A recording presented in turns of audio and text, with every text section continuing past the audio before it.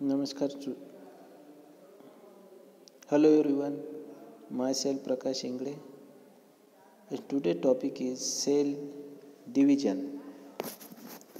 Subtopic is types of cell division.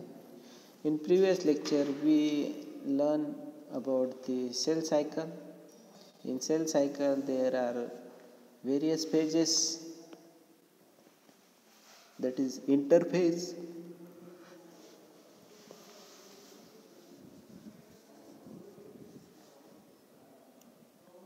G1 phase, S phase, and G2 phase and M phase.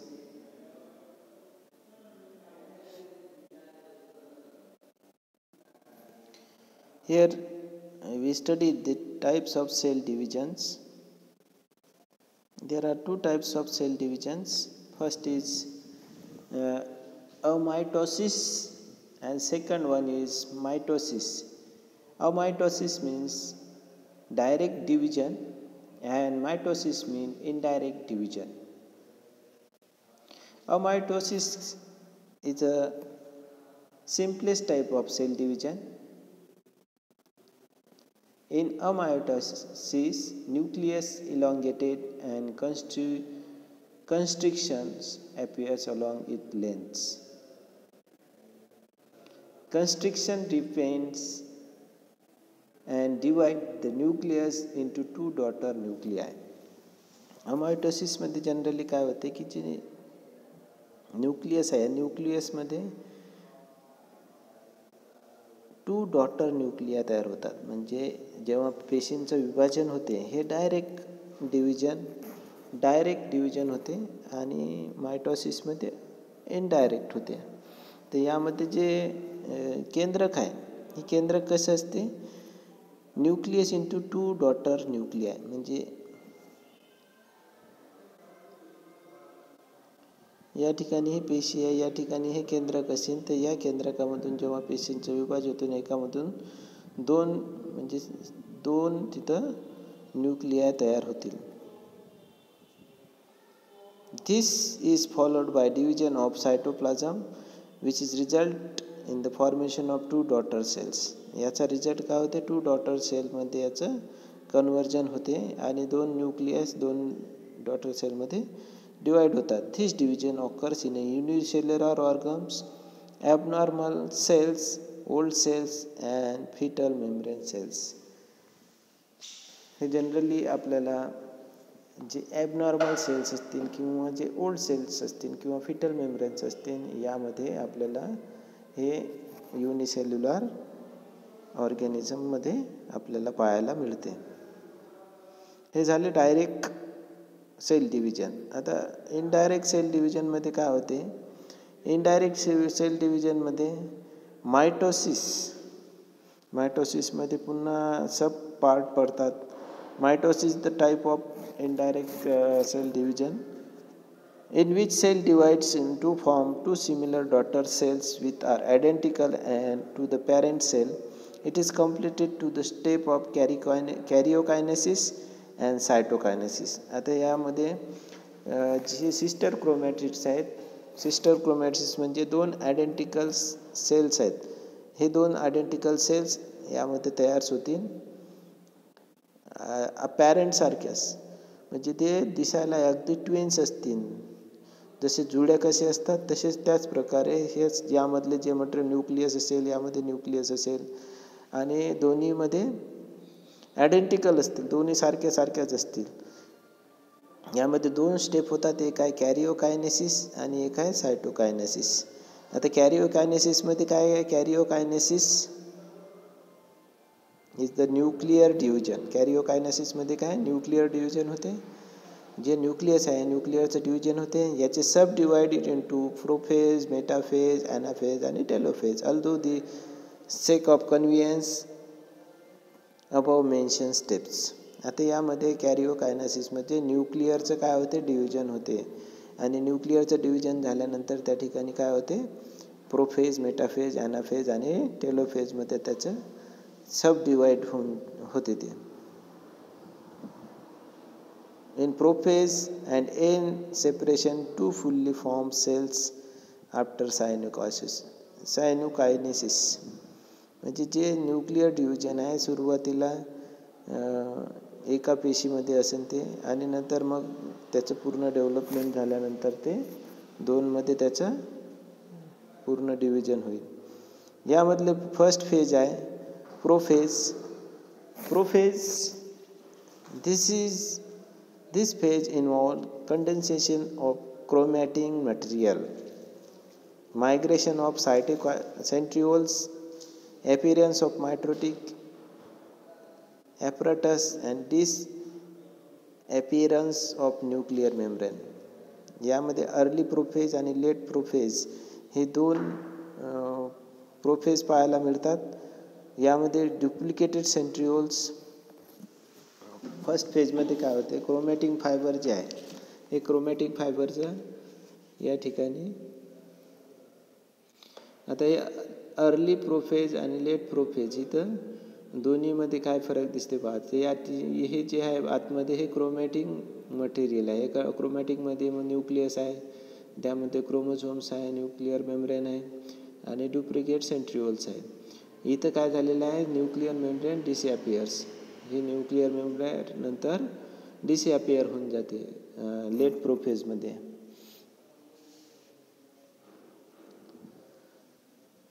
Each chromosome consists of 2 sister chromatids held together by centromeres. प्रत्येक chromosomes हे कशाने जोडलेले आहेत, तर sister क्रोमॅटिडने जोडलेले आहेत आणि त्याला सेंट्रोमियर्स असे म्हटलेले आहे. जे क्रोमोझोम जोडलेले आहेत ते कशाने जोडलेले आहेत, सेंट्रोमियर्सने जोडलेले आहेत. या ठिकाणी हे बघा अशा प्रकारचं हे क्रोमोझोम्स आहे. या क्रोमोझोमला जे सेंटरला जोडले जाते हे याला काय म्हटले जाते, सेंट्रिओल्स म्हटले जाते. नंतर the nucleus begin to disappear, nuclear membrane disappears gradually, centrosomes to begin move toward the opposite pole of the cells. आणि जे सेंट्रोझोम्स आहे हे नंतर काय होते, त्याच्या अपोजिट पोलला चाललं जाते. सुरुवातीला सेंटरला आहे ते, नंतर ते कंडेन्स झाल्यानंतर या ठिकाणी बघा हे सेंट्रिओल्स आहे. हे सेंट्रिओल्स झाल्यानंतर या ठिकाणी काय झाले, ते या पोलला गेलं, एक या ठिकाणी गेलं. सेकंड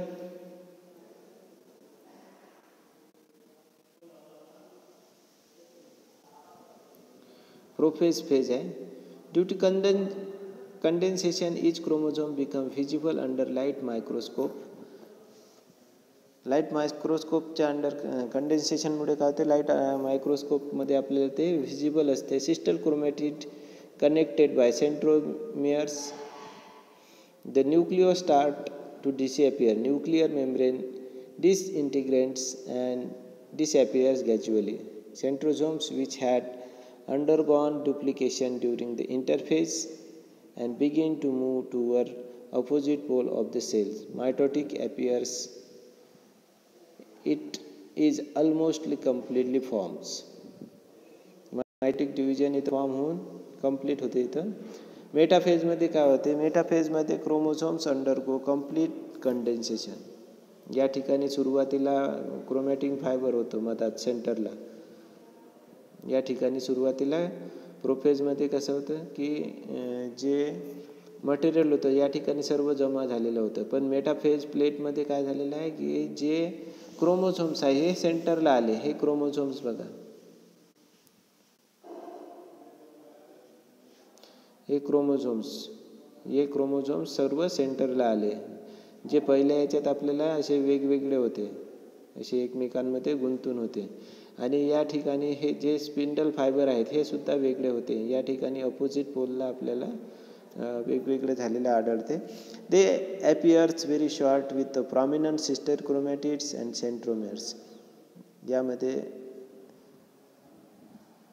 सेंट्रोमेअर्स सेपरेट होऊन काय होते, सिस्टर क्रोमॅटिड प्रॉमिनंट होते. Mitotic spindle is form in which all the chromosomes lie at the equatorial plane of the cell.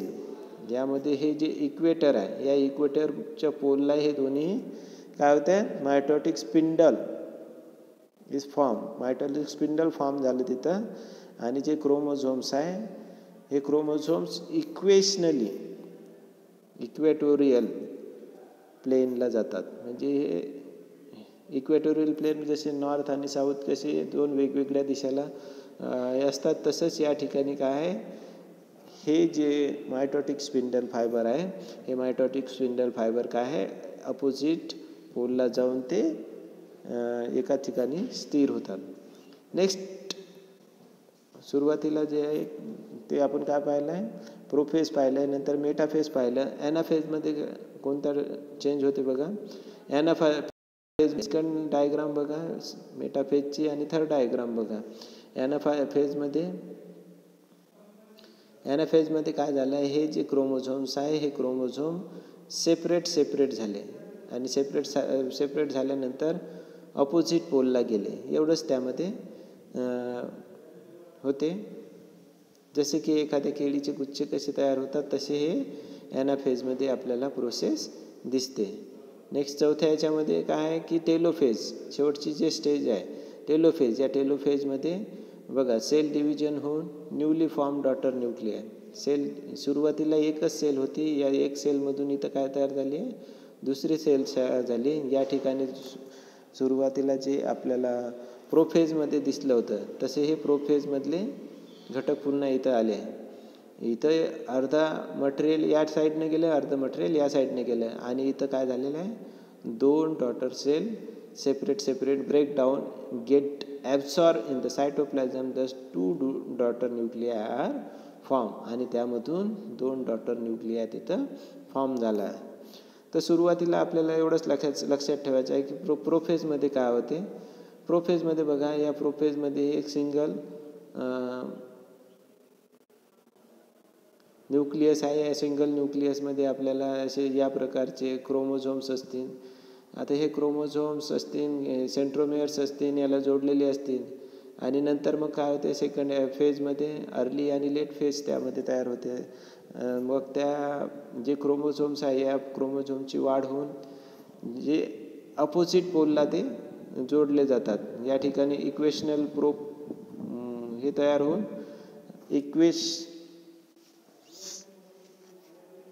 Equatorial plain तयार होऊन त्या ठिकाणी सेपरेशन होते त्याचं.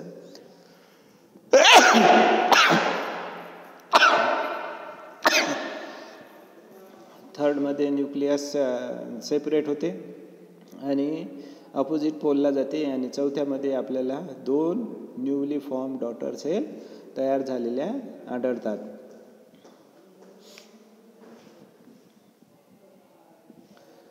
अशा प्रकारे आज आपण इथं प्रोफेज, मेटाफेज, ॲनाफेज आणि टेलोफेजची माहिती पाहिली आहे. पुढच्या तासिकेला आपण जे सेकंड आहे कॅरिओकायनेसिस याच्याबद्दल आपण माहिती घेणार. कॅरिओकायनेसिसची माहिती झाली आहे. आता सायटोकायनेसिस आणि सिग्निफिकन्स ऑफ मायटोसिस पाहू. आजच्या तासिकेसाठी एवढंच. थँक्यू.